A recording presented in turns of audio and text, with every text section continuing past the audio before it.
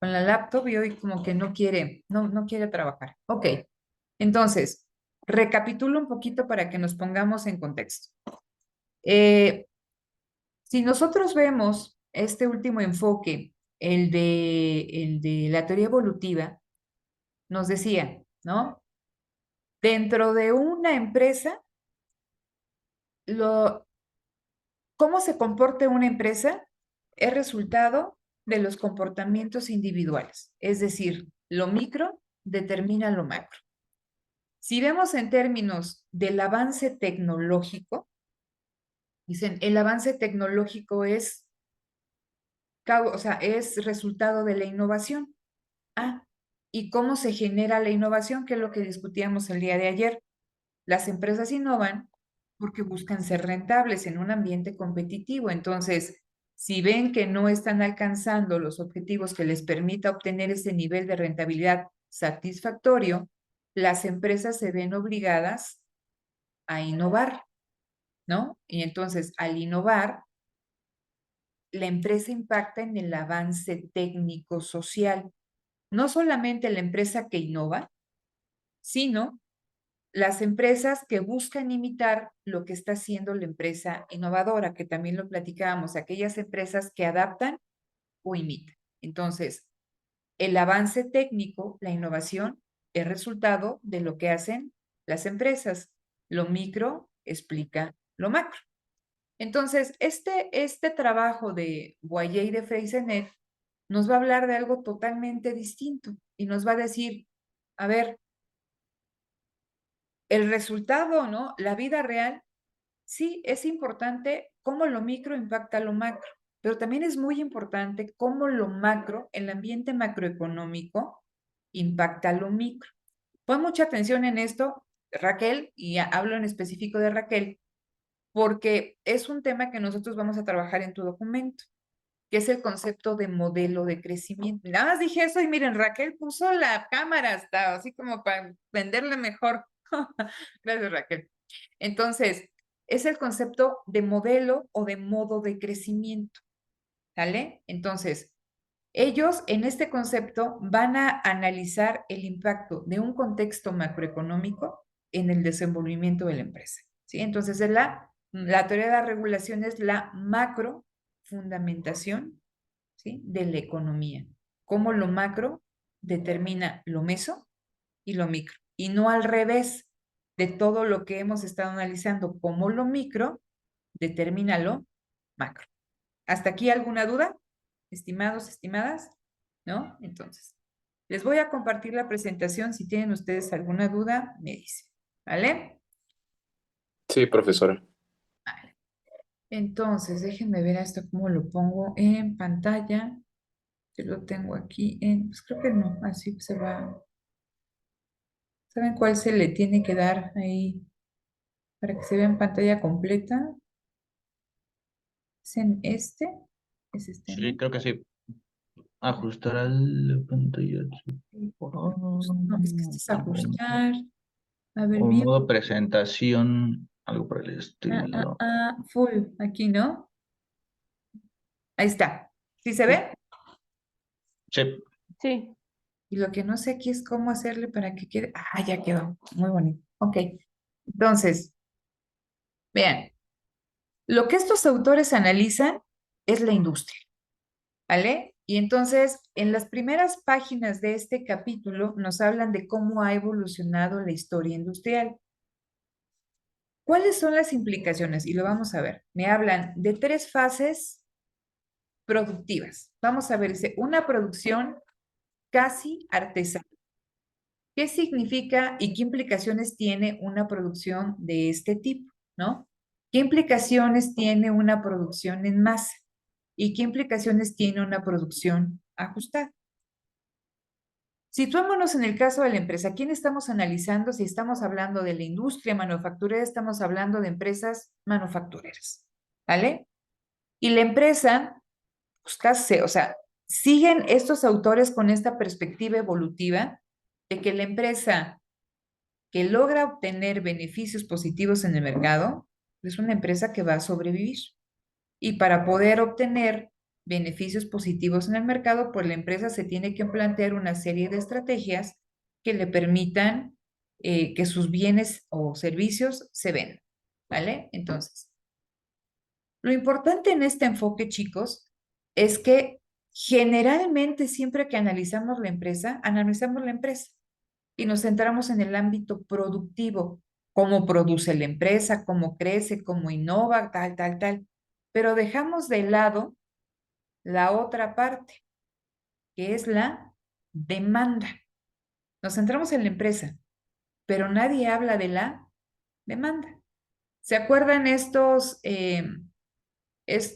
ciclos que se veían en economía política que ponían D, ¿no? De dinero, ¿no? Entonces el capitalista con esta D invierte dinero. ¿Y qué compra con esta D, ¿no? Insumos, ¿no? Maquinaria, fuerza de trabajo y todo esto se combina y entra aquí como en la diapositiva en un proceso productivo. Y a partir de ahí, ¿no? Se generan, tenemos la D y siguen la M, mercancías, ¿no? Entonces, esas mercancías, ¿no? Hay una parte que es el plusvalor que no se le paga al trabajador, ¿no? Y ahí tenemos esa mercancía. ¿Por qué es tan importante la mercancía? Porque lleva una parte alícuota de la inversión que realizó este empresario. ¿Tiene plusvalor? Sí, pero para que el empresario recupere su inversión y recupere obtenga esa plusvalía, la mercancía se tiene que vender. Si la mercancía se vende, pongan nuevamente ahí en su mente, ¿no? La D, guioncito, M, guioncito, T, que tiene un apóstrofo. A ver, denme ahora sí un minutito, porque sí, yo puedo tomar la llamada, ¿sale? Sí.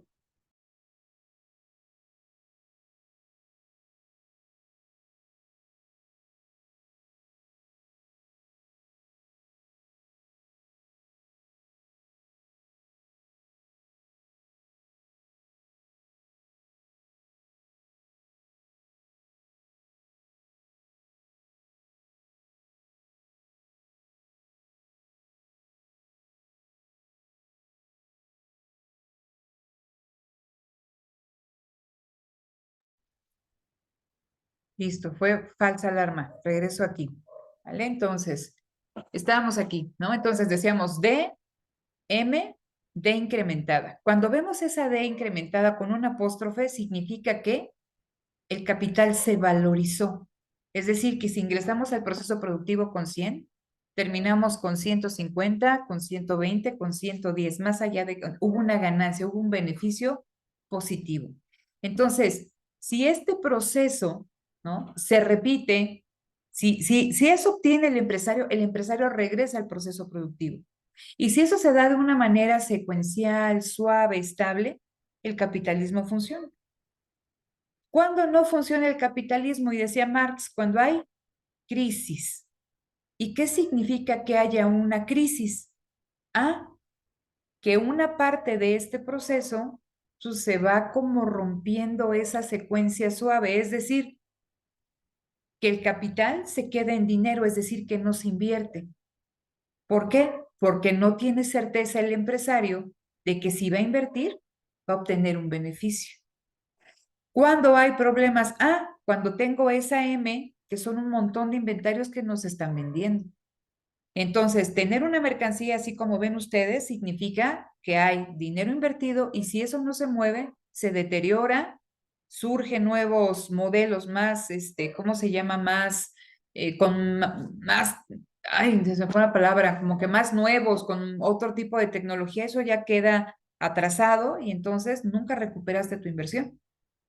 Entonces, si eso pasa, imagínense, no sé, en una rama, en la rama, ¿cómo se llama? Inmobiliaria, ¿no? Hay muchos departamentos y no se ven. Híjole, eso puede ser una crisis en el sector porque pues hay muchas inversiones y no se está vendiendo. Ah, ok. Crisis en el sector inmobiliario. Pero si ese sector tiene los engranajes, y me refiero a los vínculos fuertes con un montón de otros sectores, en este caso, el sector inmobiliario tiene vínculos con el sector del acero, ¿no? Con el sector del cemento, con el sector, ¿con qué otra cosa? No sé, eléctrico. Y entonces, si hay una crisis importante en el sector inmobiliario de venta, pues se va a transferir a los otros sectores. Ahora piensen en sectores que están involucrados con un montón de sectores de la economía. Ya no solamente es la crisis en un sector, sino que esa crisis se generaliza.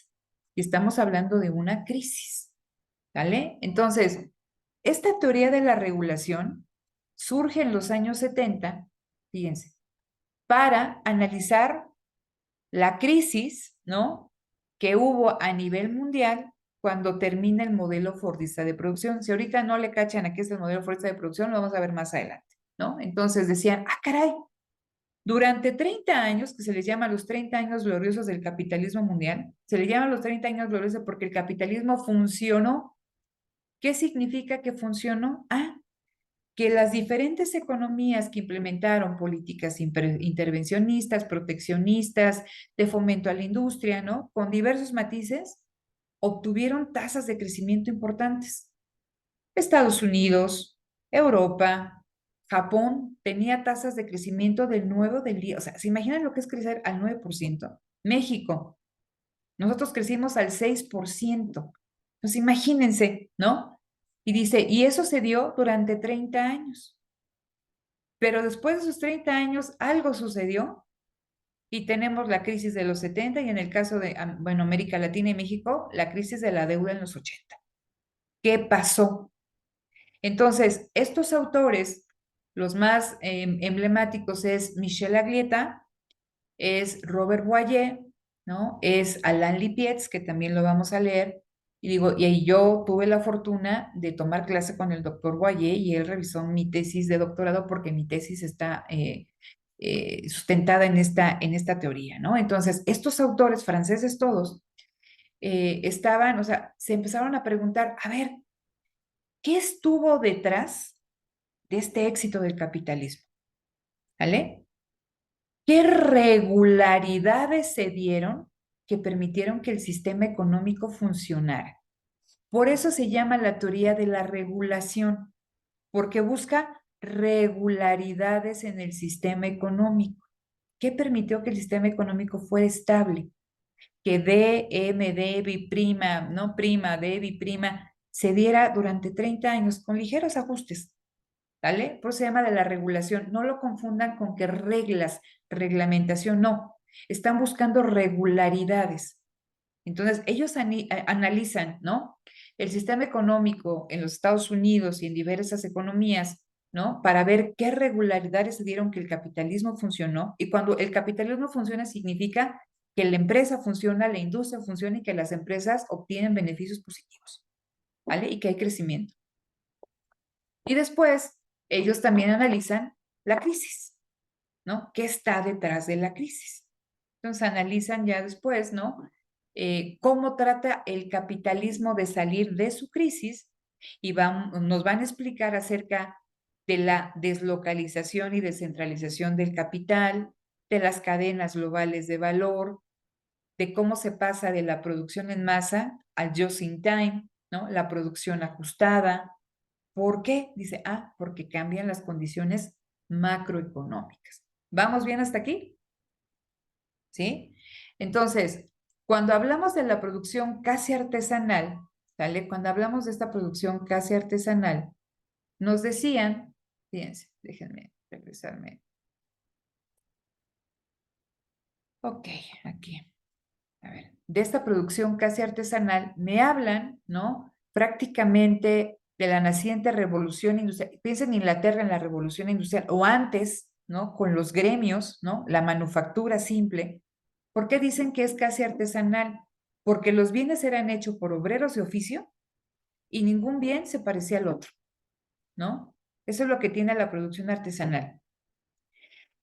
Entonces, tú prácticamente ibas con el, no sé, ¿no? Con el que hacía los zapatos y que era parte del gremio de los zapateros y hacías unos zapatos a tu medida, con tus características, como te gustaba, que ajustara. Si tú te mandabas a hacer una ropa era prácticamente a la medida, ¿no? Y la persona, sale, fíjense, y eso es bien importante, la persona que produce no tenía incertidumbre respecto a la venta. ¿Por qué? Porque prácticamente ya sabía quién se la iba a vender. Entonces, esto es muy interesante cuando nosotros analizamos al productor y me interesa que pongan mucha atención en esto. Fíjense, imagínense a estos artesanos de los gremios, ¿vale? Que cada quien tenía su taller, un taller chiquito. Entonces, esa persona decidía, o sea, él tenía el poder de decisión de saber a quién le compraba los insumos, llámese el cuero, la aguja, el hilo, para hacer los zapatos, la tinta, no sé, lo que necesitara para hacer el zapato. Ok. Esa persona también tenía el control y el conocimiento de todo el proceso productivo. Y él decidía cómo trabajaba y el momento en el que trabajaba. Entonces tenía el know-how y también tenía el control de sus ritmos de trabajo. Okay, entonces, controla la compra de insumos, controla el proceso productivo, ya están los zapatos. Esa persona sabía o también controlaba quién le iba a vender, porque prácticamente era, ¿no? Que ya le habían pedido zapatos con ciertas características. Entonces, ¿no?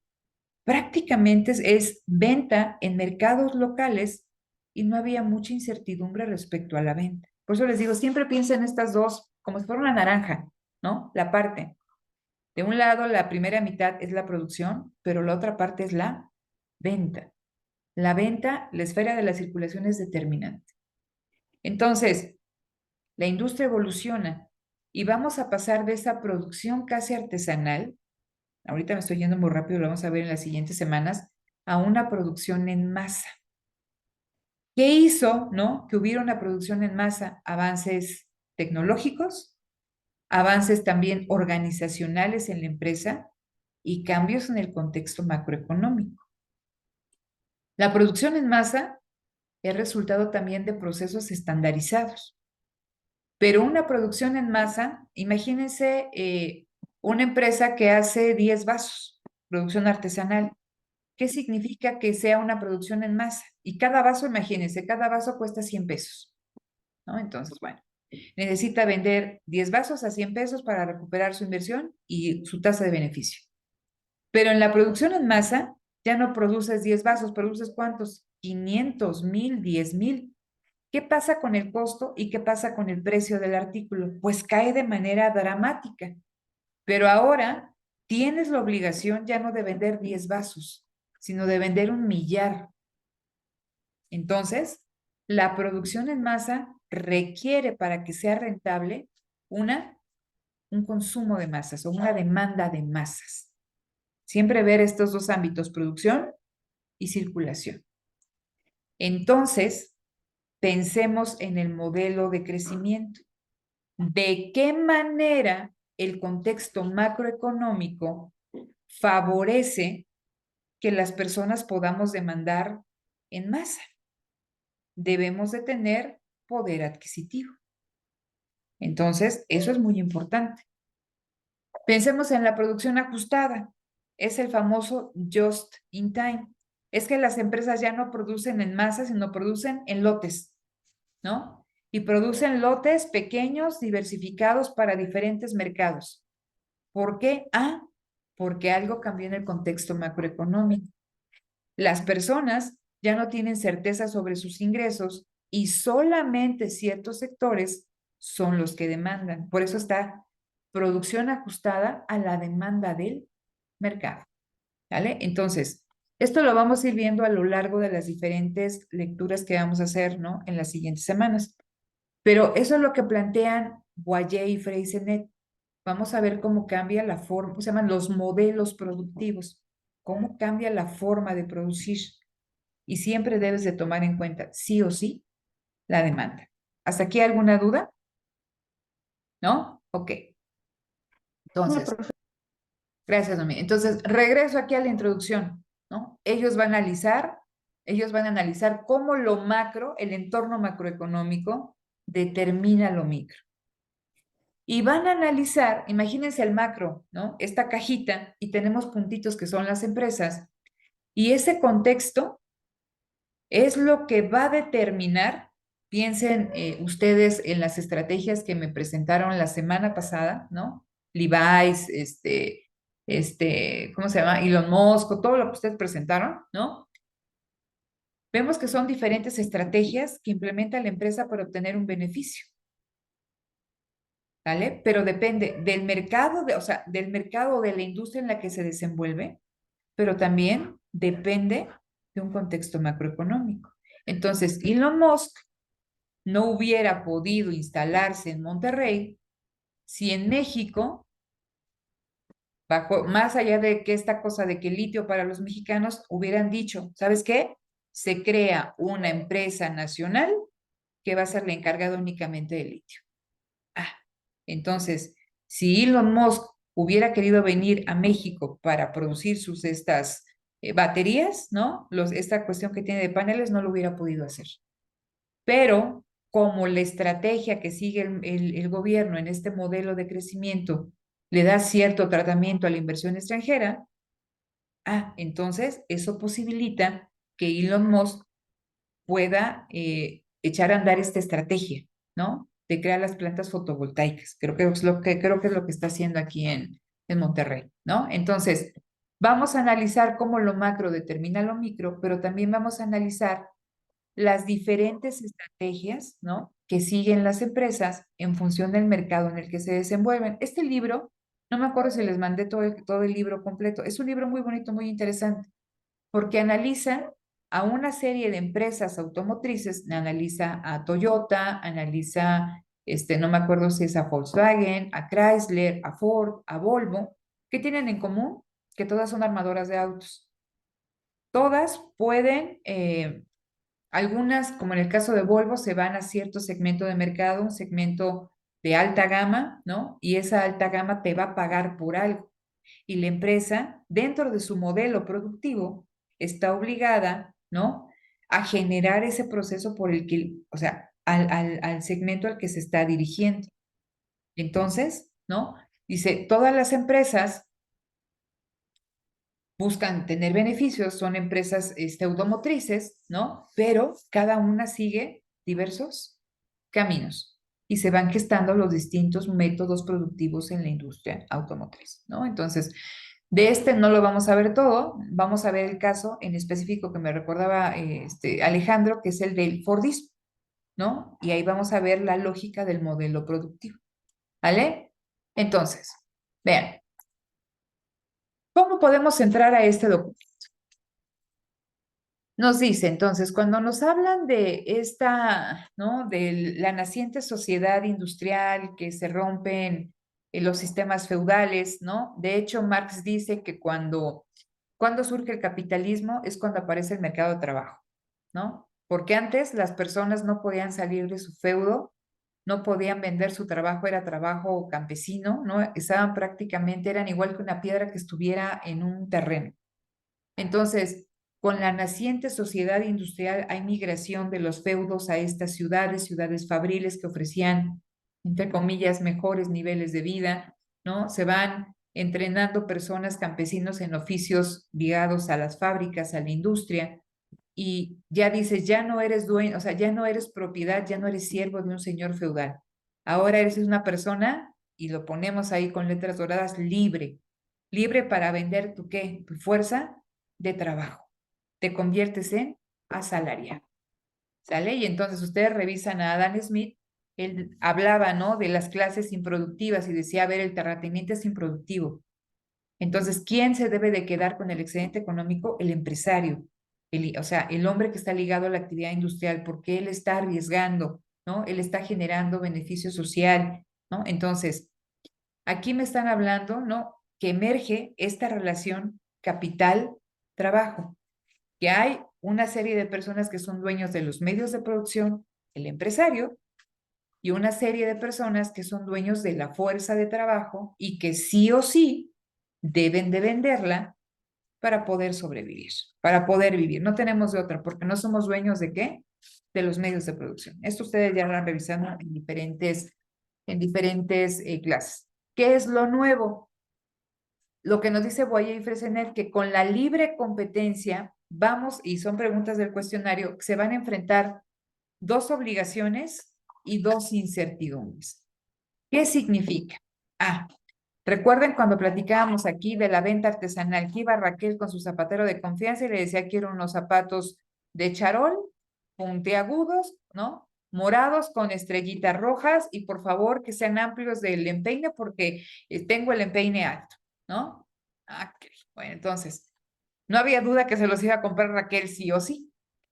Pero ¿qué pasa, no? Cuando ya pasamos de esta empresa artesanal a empresas fabriles, pues ya no tienes certeza, ¿no? De que lo que tú produzcas se va a vender. ¿Por qué? Porque hay un desfase en tiempo y espacio entre el momento en que se produce y el momento en que se vende. Entonces, vamos a encontrar que las empresas enfrentan una incertidumbre que es la de la venta. No saben si van a vender en la cuantía que necesitan, no saben si van a vender al precio que ellas planeaban o no saben si van a vender. ¿Sale? Entonces, esa es la primera incertidumbre que vamos a encontrar. Recuerden, son 2 incertidumbres y 2 obligaciones. Entonces, la primera incertidumbre que enfrenta la empresa es la de la venta. ¿Dudas con esta? No, Ok, ahorita regreso a la otra No. incertidumbre. Entonces, aquí está. Aquí está. Aquí está.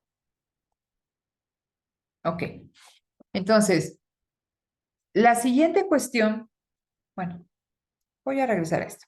Ahí está, antes. Eso es en términos de la empresa. La siguiente incertidumbre la vamos a sufrir los que ofrecemos nuestra fuerza de trabajo. Entonces, la empresa tampoco sabe, fíjense, y regreso al caso de Elon Musk, si cuando llega a México va a poder producir en las condiciones que desea. Puede ser que en este momento en México pues se permite el outsourcing, pero ¿qué tal, no? Si hay no sé, una cuestión ahí con los legisladores que dicen, ¿sabes qué? Las reformas laborales que se hicieron con Peña Nieto, las echamos para atrás y cambia, ¿no? Y ahora vamos a seguir con contrataciones colectivas y sindicatos, etc. Entonces, la empresa no sabe si va a poder producir en las condiciones deseadas. ¿Por qué? Porque hay muchas empresas, aquellos que han trabajado, que lo que han hecho más que ser rentables por la innovación, son rentables porque bajan los costos salariales. Y entonces váyanse a la frontera y vemos que hay un montón de mujeres, ¿no? De niños hacinados ahí en Juárez y que son mano de obra no barata, baratísima para todas las empresas maquiladoras y que son personas que no tienen mucha formación, que tienen una legislación laboral que es sumamente laxa y que no protege, y entonces esa legislación, ese entorno macroeconómico, ese entorno regulatorio, pues hace que estas personas trabajen en esas condiciones. Y eso le sirve a la empresa que viene aquí, no a generar conocimiento, intercambio tecnológico, sino a ganar vía el trabajo. ¿Vale? Entonces, por eso dice, la empresa no sabe si cuando llegue va a poder producir en las condiciones deseadas, porque eso depende de qué, de que la fuerza de trabajo acepte tanto de manera individual como colectiva las reglas que imponga la empresa. Porque eso también es muy interesante. Les platicaba que con esta persona que producía de una manera artesanal, que decidía a quién le compraba, cómo producía, en qué momento, hasta quién le vendía, cuando surge la fábrica, pues pierde parte de eso. Si ustedes trabajan en una fábrica y antes eran artesanos, ¿deciden a quién le compran los insumos o ya están? Pues ya están. ¿Deciden cómo producen? No, porque la empresa pues ya tiene un procedimiento establecido.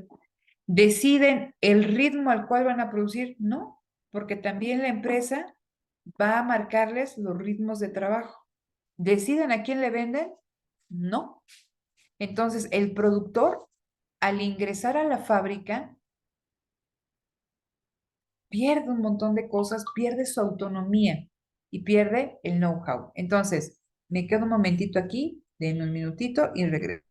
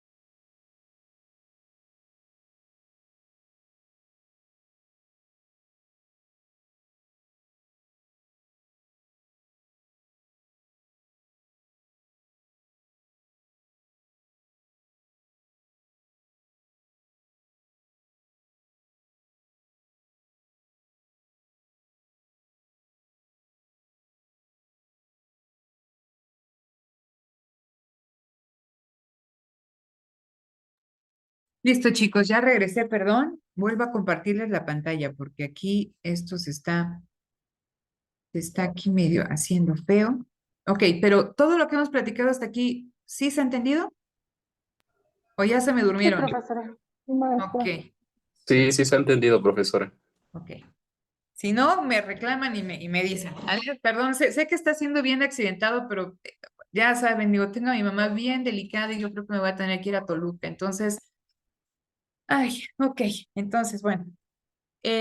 Les comentaba esto, ¿no? Entonces, de lo de la doble incertidumbre y de la doble obligación. Entonces, la empresa va a enfrentar, les decía, esta incertidumbre respecto a la venta, pero la empresa también está obligada a ser rentable, que ya lo platicábamos un poquito con estas teorías evolutivas. ¿Qué nivel de beneficio?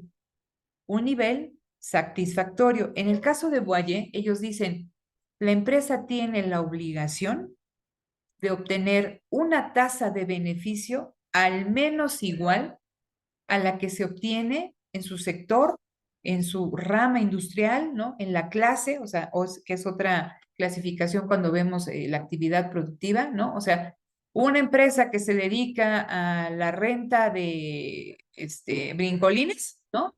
Debe de tener al menos la misma tasa de beneficio que el promedio de empresas que se dedican a la renta de brincolines. Una empresa automotriz debe de tener en promedio, ¿no? Ford debe de tener en promedio la tasa de beneficio que tiene General Motors o Chrysler. ¿Por qué?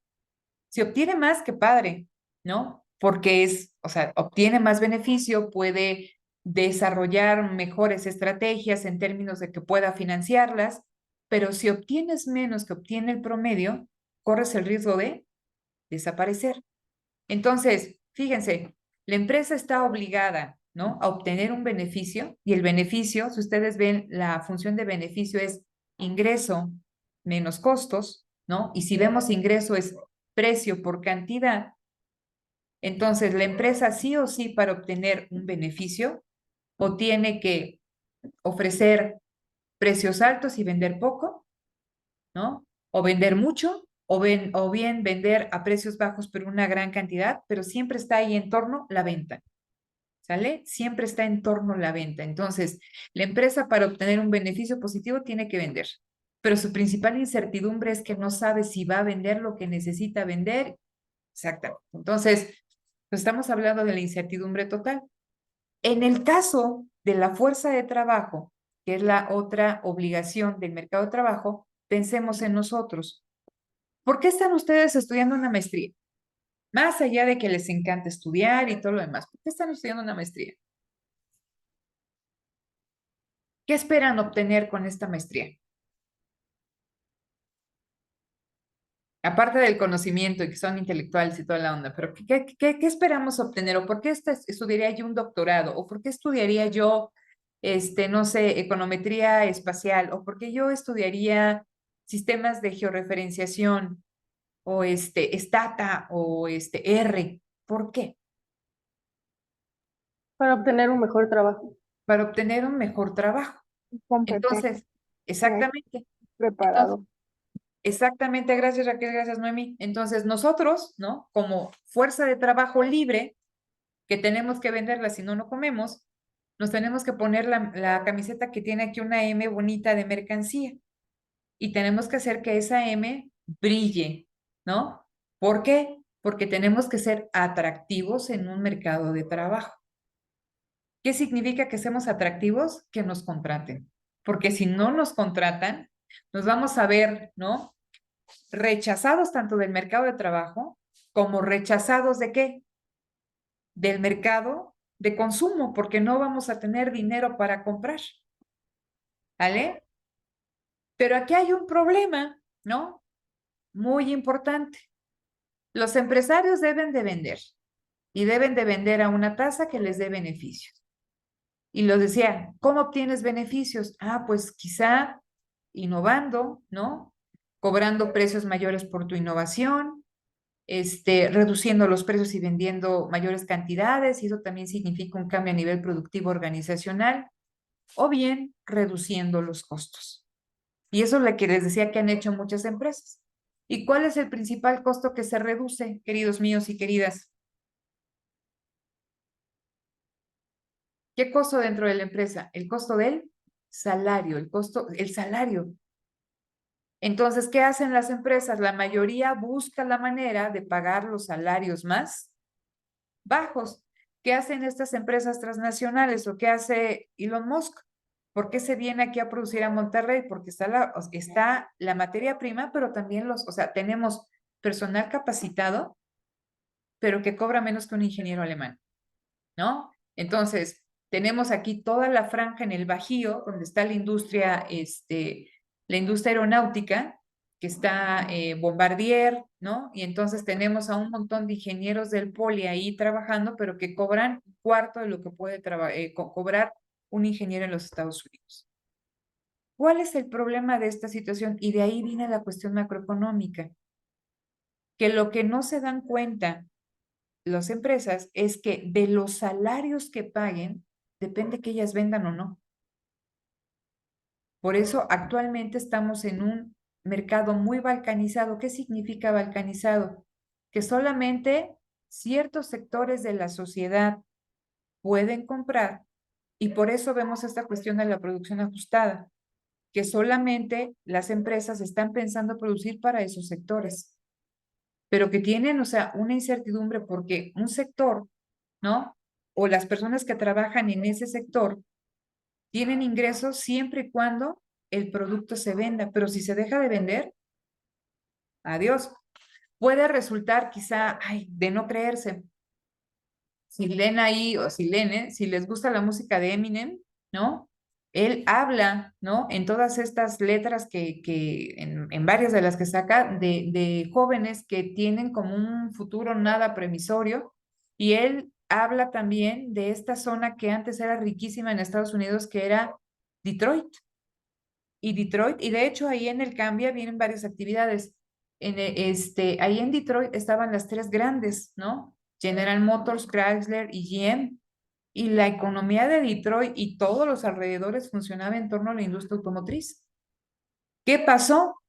Que a raíz, ¿no? De que las empresas quebraron, o sea, que empezaron a deslocalizar, un montón de personas se quedaron sin trabajo. Y hay una película muy bonita que no sé si se las puse ahí en el cambio, pero ojalá lo puedan ver. Yo creo que está en YouTube, es de Michael Moore, que se llama Capitalismo, una historia de amor. Y habla precisamente de eso, que su papá era trabajador era obrero en estas empresas automotrices y cómo de repente la economía se fue al adiós, ¿no? ¿Por qué creen que triunfó Trump en el anterior, ¿cómo se llama? Periodo presidencial? Porque eso es lo que estaba prometiendo Trump para un sector obrero, blanco, muy enojado en los Estados Unidos porque lo habían dejado sin trabajo, porque las empresas habían cerrado y se habían ido a otros países. ¿Y qué decía Trump? Acuérdense del lema de campaña, America First, ¿no? América primero. Regresemos las industrias a América. Entonces, lo que no se dan cuenta las empresas, las industrias, que su venta depende de lo que paguen, porque ese salario es lo que le da a las personas el poder adquisitivo. Y por eso les digo, eso es lo importante de la demanda cuando analizamos la producción. ¿Sale? Entonces, ¿dudas hasta acá?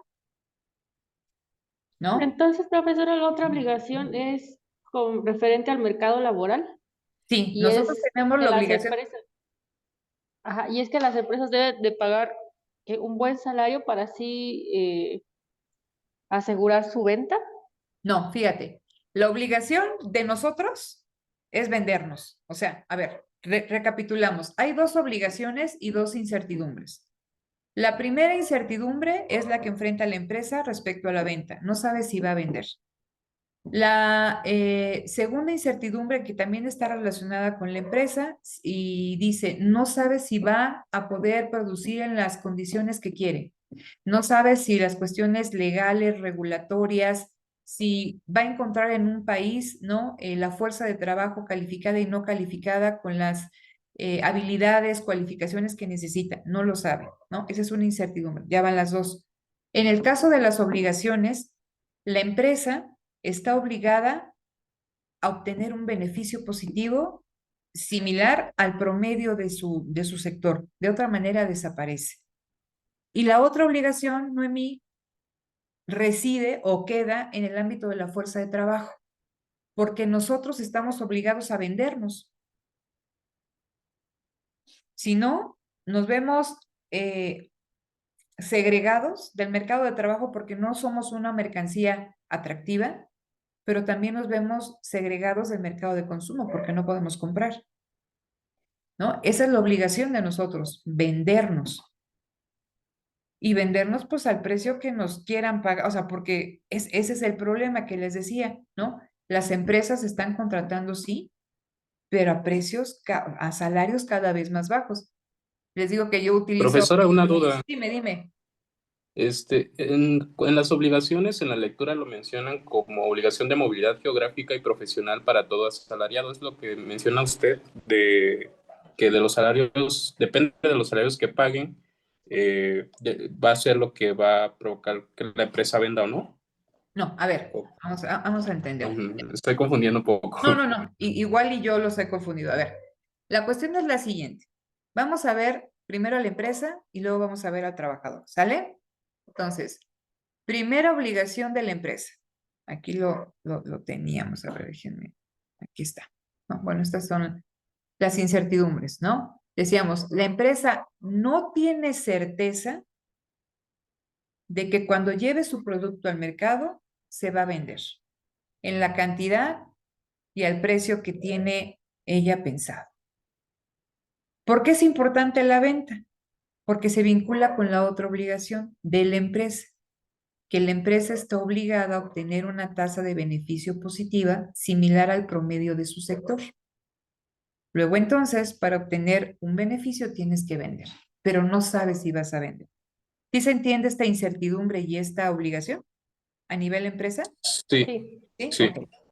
La empresa también enfrenta una segunda incertidumbre. Y dice aquí la incertidumbre del trabajo, pero está relacionado con la empresa. ¿Por qué? Porque la empresa no sabe si va a poder producir en las condiciones deseadas, porque para producir necesitamos fuerza de trabajo. Pero no es lo mismo una legislación laboral como la mexicana que una legislación laboral y también en el contexto, hubo una época en México que eran muy importantes los sindicatos. Hubo una época en Estados Unidos que eran importantísimos los sindicatos de industria. Y entonces, ¿no?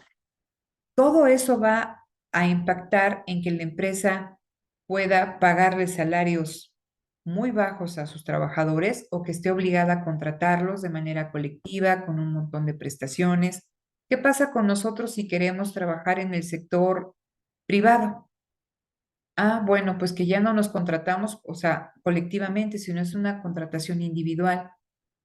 Ah, que ya no tenemos una plaza, ¿no? Para toda la vida, como antes que entrabas a las empresas, ¿no? Sino ahora únicamente te contratan cada 3 meses y que te vuelven a hacer otro contrato y que no tienes tu seguridad social. En el caso de los profesores, ¿no? Cuando tú vas a dar clase a una universidad privada, a mí me pasó, ¿no? Que di clase en una universidad de súper renombre ahí, del Opus Dei y puro hijo empresario y todo lo demás, ¿no? Al profesor que es de asignatura, si tú trabajas, por ejemplo, en la UNAM, imagínate que te pagan tu clase 80 pesos, pero si tú vas a una empresa, bueno, a una universidad privada, ahí ya te la pagan si la das en inglés, si la das en español, si tienes licenciatura, maestría, doctorado, experiencia, entonces te pueden pagar una hora clase, y ya estoy hablando ahí al tanteo porque no me acuerdo, pero 400 pesos, ¿no? Entonces hay una diferencia abismal. Pero ¿cuál es el problema? Ah, que cuando tú firmas tu contrato te dicen, tienes que firmar que esta universidad no es tu único empleador, porque si es tu único empleador, la universidad tiene la obligación de darte seguridad social y prestaciones y vacaciones. Entonces, si tú firmas eso, pues lo único que hacen es pagarte, si das 3 meses, 3 meses, y no tienes derecho absolutamente a nada. ¿Qué lo permite? Pues la legislación laboral. Por eso dice, ¿no? La empresa enfrenta una incertidumbre que está relacionada con el trabajo, porque no sabe si va a encontrar las habilidades, el personal capacitado o no capacitado, y si ese personal capacitado o no capacitado va a aceptar las condiciones que le imponga la empresa. ¿Sí me explico, Luis Enrique? Sí, profesora. ¿No? Y también va a haber otra incertidumbre que les decía en términos regulatorios. ¿Qué tal si, y con el ejemplo de Moscú, qué tal si realmente tuviéramos una industria nacional de litio y que solamente la pudiera como lo que había sido Pemex en un momento, ¿no? Ahora de litio. Ah, bueno, otras condiciones serían. Entonces, esa es la incertidumbre que también enfrenta la empresa. Lo que me preguntaba Noemí está en cuanto a nuestra obligación como fuerza de trabajo. Nosotros estamos obligados a dotarnos, y por eso les preguntaba de la maestría y de idiomas y de especialidades y de paquetería y de un montón de cosas que nos vemos forzados. Digo, forzados no porque no te gusta aprender, ¿no? Sino porque estás forzado a dotarte de las habilidades que el mercado está pidiendo para hacerte atractivo y que te contraten. Y si de repente, imagínense ustedes que ven, ¿no? Que surge allá en Coahuila una vacante para maestro en economía con las características que ustedes tienen, pues se van a ver obligados también a qué? A moverse geográficamente a fin de encontrar trabajo. Piensen en todos los movimientos migrantes, y no estamos hablando de migrantes, o sea, como las caravanas, sino cuánta gente no sale de economías como las latinoamericanas, las mexicanas, y te mueves porque estás buscando, ¿no? Venderte mejor. Entonces, eso estamos obligados nosotros, ¿no? Por eso les decía, ponerlos la camiseta brillante de la mercancía para que nos contraten, porque de otra manera, pues no la vamos a hacer. Nos vamos a ver, les digo, eximidos ahí, eh, tanto del mercado de trabajo como del mercado de consumo. A lo que me refería con el salario es que las empresas, ¿no? En lugar de que, o sea, ya vimos que están obligados a obtener beneficios positivos.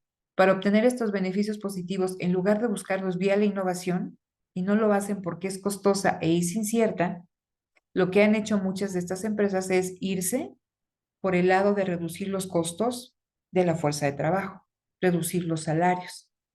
En este sentido, les decía, eso es lo que puede generar la crisis, porque recuerden con lo que iniciamos hoy. El capitalismo funciona, el sistema económico funciona si pasamos de D, M, de prima, M, de biprima, M, ¿no? Funciona porque el capitalismo valoriza, acumula, ¿sí? Se hace grande.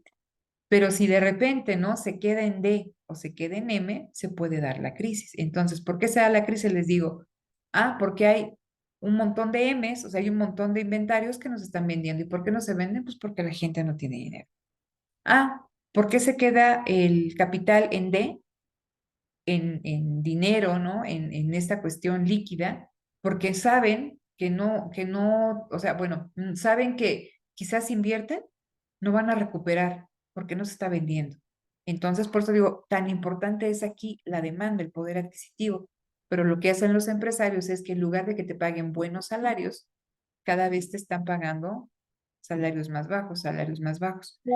¿Vale? Entonces, eso, si ustedes les comentaba que cuando yo utilizo mucho este servicio de Uber y platico con un montón de personas ahí, me dicen, yo era empleado bancario, yo antes trabajaba para Coca-Cola o trabajaba para Lala, pero ahora pues ya tengo 40 años y entonces ya me quieren batear y me dicen, si quieres ganar lo mismo, tienes que hacer más cosas. O sea, ya no lo que hacía, sino lo que hace otra persona y no me conviene. Y al siguiente que viene hace lo que hacía las dos personas y les pagan menos. Entonces las empresas no se dan cuenta que ellas mismas están gestando la crisis, porque están reduciendo el poder adquisitivo de toda la clase trabajadora, que es muy amplia y que pues tienen que vender ahí. Entonces, ¿cómo se gestiona esas incertidumbres y esas obligaciones a nivel macroeconómico? Y eso es lo que nos van a presentar, ¿no? Aquí está, ¿no? Estos autores. Entonces dicen, a ver, la incertidumbre de la venta, ¿cómo le hago para yo como empresa tener, entre comillas, un poquito más de certeza de que voy a vender? A ver, entonces, vamos a ver un ejemplo, ¿vale? Piensen en casa de Toño. Creo que ya les había puesto este ejemplo a ustedes, pero si no me corrigen. ¿Qué ¿A qué segmento le vende Casa de Toño? Segmento de mercado. ¿Es un segmento amplio o pequeño? Es un segmento amplio porque es familiar. Es familiar, pero también es un montón de godín, ¿no? De que tienes el tiempo justo, ¿no? Así como se dice muy sarcásticamente, ¿no? Los que oficinistas, ¿no? Que tienes horarios muy justos y que tampoco estás que ganes mucho dinero, ¿no? Entonces, ok, es un segmento amplio, clase media, digamos, clase media.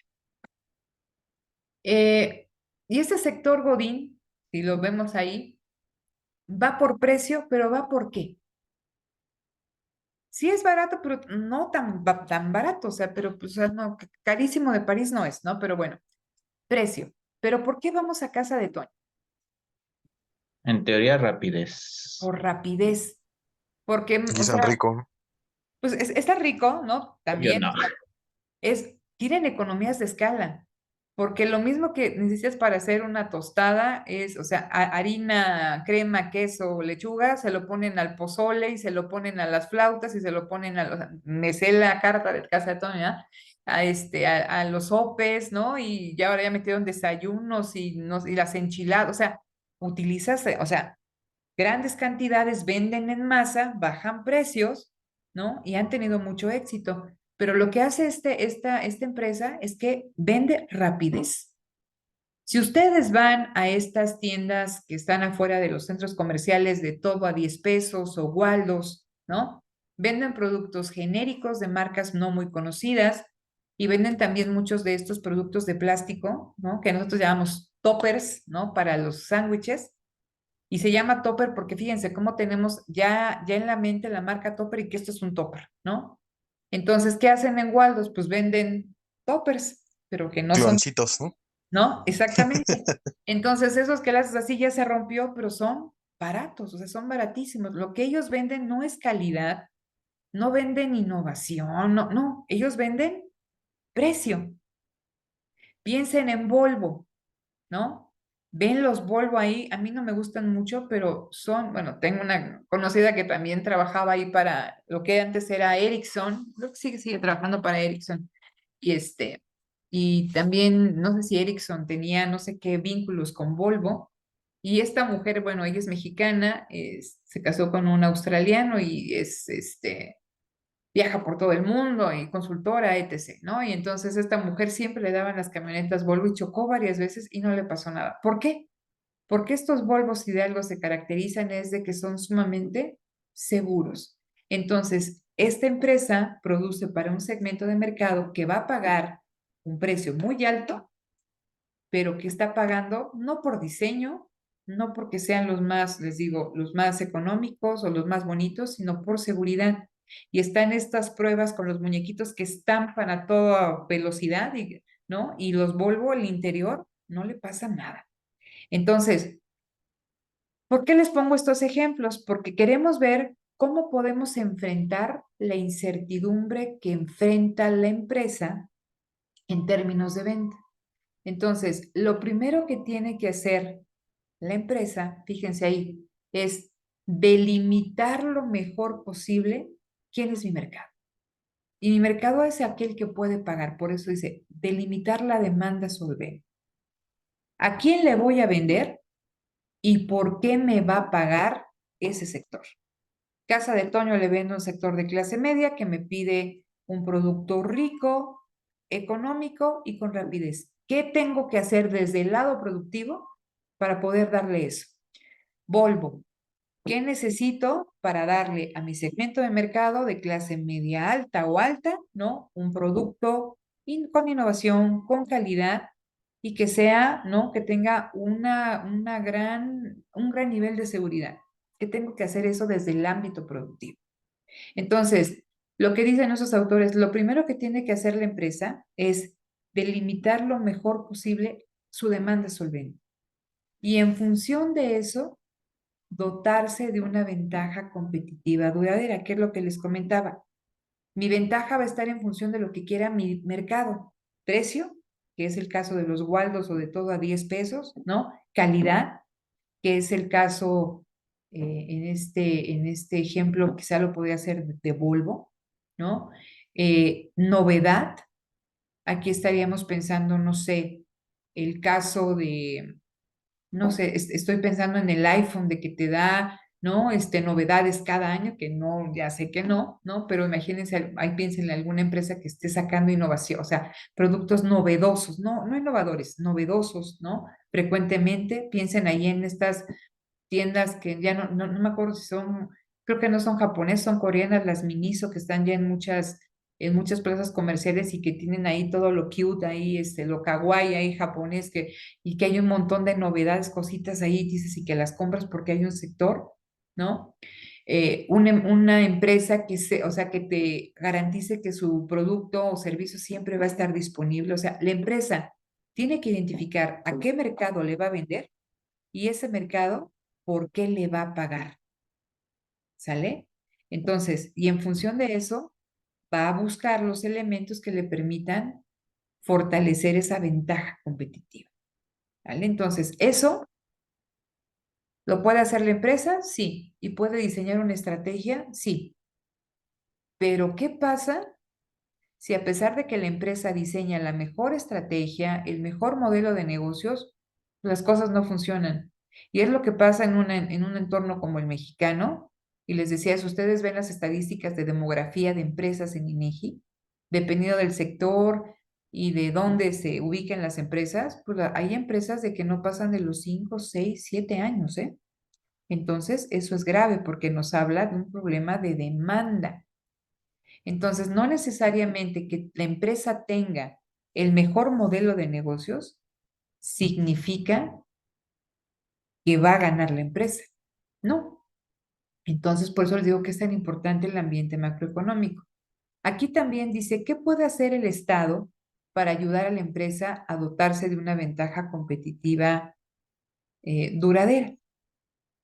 Y lo vemos en el caso de la inversión extranjera directa, ¿no? Que les da regímenes fiscales ventajosos, que les da subsidios. Lo vemos también ahí que estuvo tanto en boga hace unos meses, ¿no? Con Kimberly Clark, y también está todo esto en CONACYT, ¿no? De que se les pagaba a Volkswagen, a Kimberly Clark, para financiar sus proyectos de inversión como si no tuvieran estas empresas globales, este, Volkswagen, ¿no? Coca-Cola, los fondos para financiar sus proyectos de inversión, cuando esos fondos tendrían que ir a empresas mexicanas. Entonces, el Estado también puede apoyar a que las empresas, aquí pongo un ejemplo de cómo se puede distorsionar una ayuda, ¿no? Pero, o sea, esa ayuda puede ir a una empresa para ayudarla a financiar innovación, a financiar capacitación del personal, ¿no? La puede ayudar también en términos de infraestructura. Dice aquí subsidios a la innovación. Entonces, el Estado, comillas, y ahí para Raquel, que no sé si todavía anda aquí o ya se me fue, el Estado a través de una política industrial, de una política crediticia, de una política fiscal, puede apoyar a su sector industrial, a su sector empresarial a dotarse de ventajas competitivas duraderas. Entonces, hay una parte que puede hacer la empresa, sí, pero está chiquita, porque la empresa nada en todo este contexto macro, nacional e internacional. Luego, entonces, el modelo de crecimiento y el modelo de crecimiento queda totalmente en manos del Estado, es lo que pueda determinar en gran medida que una empresa florezca. ¿Hasta aquí vamos bien? Sí, Sí. claro. ¿Eh? Ok. Entonces, fíjense. Entonces, con la incertidumbre de mercado hay una primera vía, que es la gestión a nivel micro de lo que platicamos. Delimitar lo mejor posible cuál es mi demanda efectiva y darle el producto que le crea valor. ¿Qué es un producto que te crea valor? Que estás dispuesta a pagar por él. ¿Vale? Y que la empresa busque, ¿no? Desarrollar, fortalecer esa ventaja. Si yo voy a dar precio, ¿cómo le hago para dar precios mejores? Si yo vendo calidad, ¿cómo le doy? O sea, ¿cómo le hago para dar mejor calidad o innovación o diversidad o rapidez? ¿Qué tengo que hacer? ¿Ok? Hay otra vía, ¿no? A nivel meso, ¿no? A nivel regulatorio, Pero aquí vamos a poner atención a la vía macroeconómica. Y por eso les decía que es importante la producción que puede hacer la empresa, sí, pero es bien importante la demanda. Entonces, la segunda vía, perdón, la segunda vía es a nivel macroeconómico y dice, se tiene que actuar sobre la fuente de generación del ingreso y cómo se distribuye ese ingreso. ¿A qué me refiero con la primera parte de la ecuación? La fuente de generación del ingreso.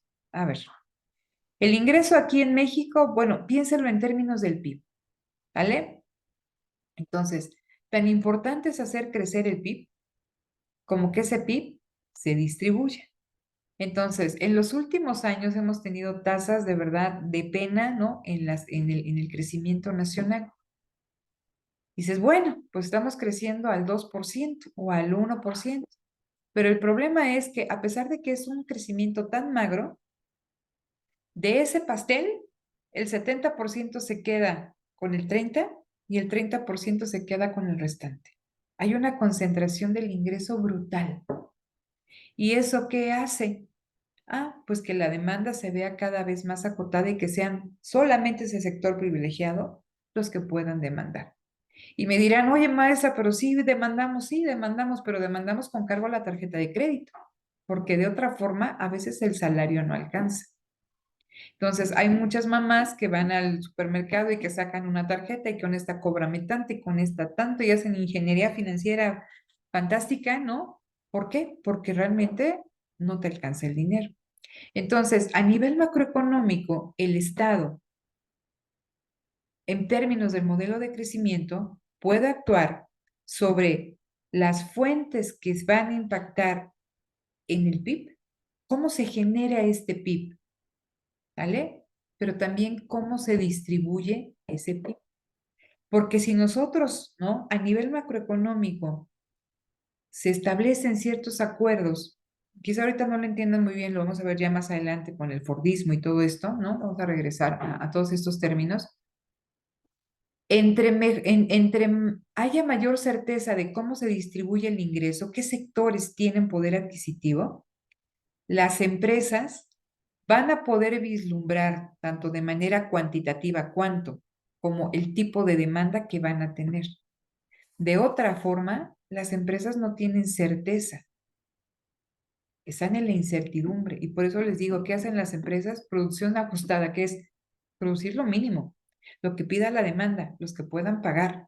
¿Por qué? Porque la demanda desde los 70 se ha hecho chiquitita, ¿vale? Entonces, esa es una vía a través de la que el Estado, a través del modo de crecimiento, que eso es la definición de un modo de crecimiento, es identificar la fuente y la forma en que se distribuye el ingreso nacional.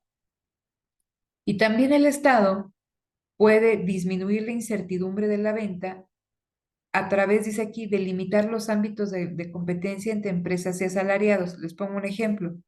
Política proteccionista, limitas los ámbitos de competencia porque dice, ¿sabes qué?